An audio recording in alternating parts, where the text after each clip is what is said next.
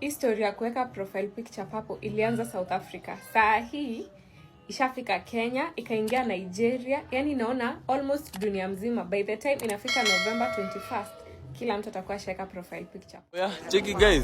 Usijaribu kuingilia msichana yote ameweka profile picture color purple. Wondering why so many people are now dropping purple hearts in the comment section and why so many people have purple profile pictures. Here's why. Well, it's about a protest that's happening in South Africa on the 21st of November against gender-based violence organized by an organization known as Women for Change. Long story short, the purple hearts and the purple profile pictures signify solidarity with this movement and protest. Unacheka nini? Franco unacheka? Sasa no baba. Nasikia tu. Mimi naweza tu unacheka nini? Right guys, manze, mnajua kama kawaida Kenyans manze wanakuaga very very supportive. Unaona kama venye tumekuwa tukisupport Tanzania wakati wenye wamekuwa na wana go through a lot right now, na bado tunawasupport manze. Of course kama kawaida Kenya we are always like that. So of course Kenya pia, South Africa pia watakuwa na demonstration. Itakuwa ni kitu kama maandamano, itakuwa ni kama a walk hivi ya kusupport ya kufight against gender based violence. That is why unaona a lot of people to show solidarity.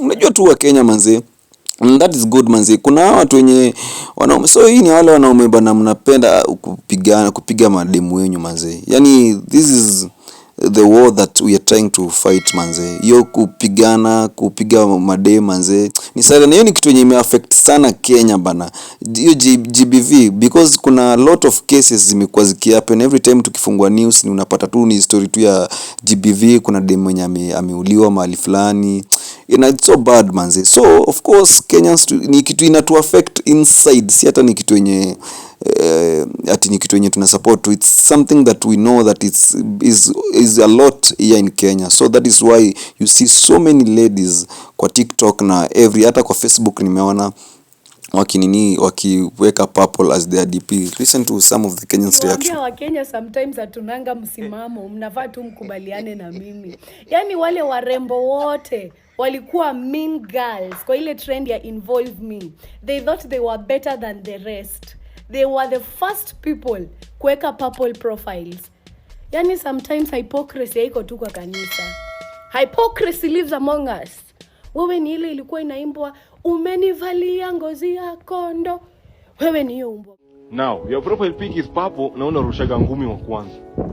Unarusha ngumi na wewe ndio umeweka. Wewe ndio tunakuona hapo hivyo na vitu za purple. Wewe unarusha ngumi. Huge is happening in South Africa right now. And guys, I don't think I've ever seen a social media movement this big in our country before. Thousands upon thousands of South Africans are changing their profile pictures purple. If you look into the comment section of any South African video right now, the color purple is all you'll see. And this is to raise awareness about the shocking gender-based violence crisis in South Africa. I mean, just listen to this stat, which blew me away. The femicide rate in South Africa, which is the rate at which women are murdered in South Africa, is 5 to 6 times higher than the global average. That is horrendous. And now there's plans for a huge protest at the Union buildings and a nationwide shutdown on the 21st of November, which is the day before the world leaders will meet at the G20 summit in South Africa. And this is to demand immediate action from the government. And judging by the response to this on social media, it is going to... I think this is a very good initiative manze, na I will really say inafaa Kenya. Unajua Kenya, obvious, that is who we are manze. We are always supporting, not only supporting, this is something that is really affecting us. Na pia madem pia si ati ni madem peke yake ndio wanakuwa affected na history ya JBV. Inafaa tuangalie hadi wanaume pia wanakuwa affected, kwa sababu pia unapata wanaume pia wanapigwa kwa nyumba huko nje. Of course, so ni kitu yenye nafaa iongelelewe, and I feel like our government need to do something about this. Na pia sisi manze, we are together and we are ready. We will work with you guys at that day. We are ready. And of course hata mimi pia ile TikTok yangu ukienda kuangalia Mr. J, of course tumechange,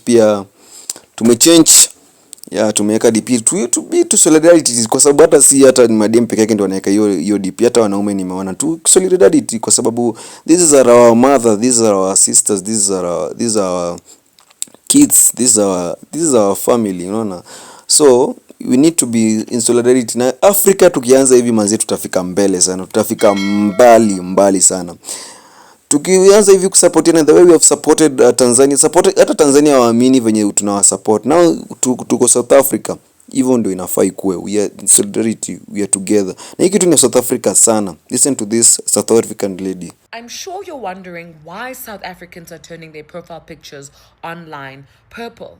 Let's talk about it. Hi guys, I'm Lion, the voice of marketing and your friend in all things marketing, brand building, and sometimes pop culture. Now, an organization that raises awareness against gender-based violence in South Africa, called Women for Change, is calling for a national shutdown on the 21st of November 2025, the day before the G20 summit is being held in South Africa. And they're saying that femicide and gender-based violence is a matter of national importance and national emergency. They are demanding that gender-based violence and femicide be declared a national disaster. And the stats are supporting this call for action, right? And here are some harrowing statistics to back up what they're saying. In just 1 year, 5,578 women were murdered. This is a 33.8% increase from the previous year.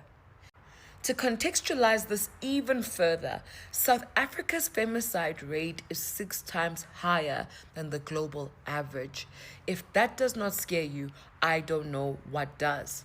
And so they are saying that on the 21st of November, women, members of the LGBTQIA+ community, and men who are in solidarity with women should change their profile picture to the color purple. You can find any shades of purple on Pinterest or wherever you like to.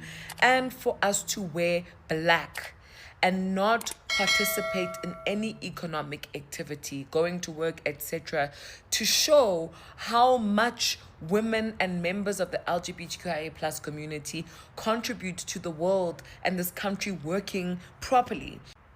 They want to show that protecting women and children and members of the LGBTQIA+ community is also protecting economic growth and nurturing economic growth. That's why they're doing it during the G20, when world leaders are going to be in South Africa talking about matters of national importance and how we can grow world economies. This is something that we should all be participating in as South Africans because it impacts all of us. And I know a lot of people are skeptical about social media activism, but I want you to look at it as social media being a media tool that we're using to amplify our messages, not only locally, but to the world, right? We don't rely on the news and newspapers that are biased to certain sponsors and investors. And now we're saying, as the people, this is our collective voice. This is the country we want to see. These are our problems and challenges, and this is how we want to fix them. I'm also going to read what they wrote on their social media posts, just so that you get context of what's really happening. South Africa is facing one of the most violent and deadly gender-based violence epidemics in the world.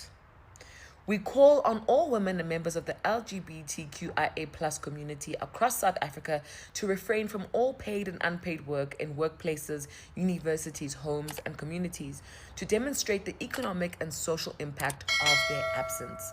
Because until South Africa stops burying a woman every 2.5 hours, the G20 cannot speak of growth and progress.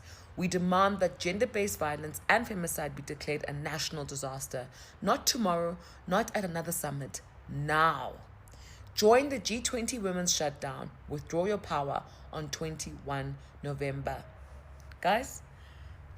Ona karibu kila mtu ni by the way, kuna huyo msee amesema hapo that usikuwa unaweka hiyo kitu purple na wewe ndio unakuwa wa kwanza kurusha ngumi. Unajua kuna mademonyo wako violent bana, hata kama wewe uko unataka kupigana naye utasikia tu umempiga manze. Na tuache hiki kitu tuache manze. If kama unaona tu relationship inaendelea kuwa toxic, ni heri muachane ama muongee.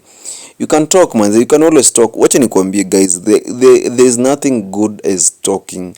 If you talk, kila kitu huisha by the way. Unaona like mimi najua the moment if that man was good to you before, he can also be good to you at the end of the day. It's a matter of talking. Wewe unajiwekea vitu, siku moja unalupuka, mnauana. So you should talk manze to each other. Alafu pia kuwe na wale wasio karibu, especially our parents. We should embrace. Unajua shida ya wazazi wetu wa kitambo, they didn't know how to talk with us. Kwa hiyo freedom.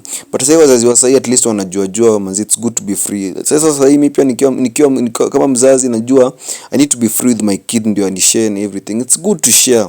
When we share we open and tunakuwa sawa. Down there, wewe nataka tu comment leo tuna purple tu peke yake to show solidarity. Weka tu purple yako hapo kama kwa comment section tuoneshane solidarity, si ndio? Thank you so much. Let us end GBV, si ndio? We stand with you together, South Africa. Don't forget to subscribe.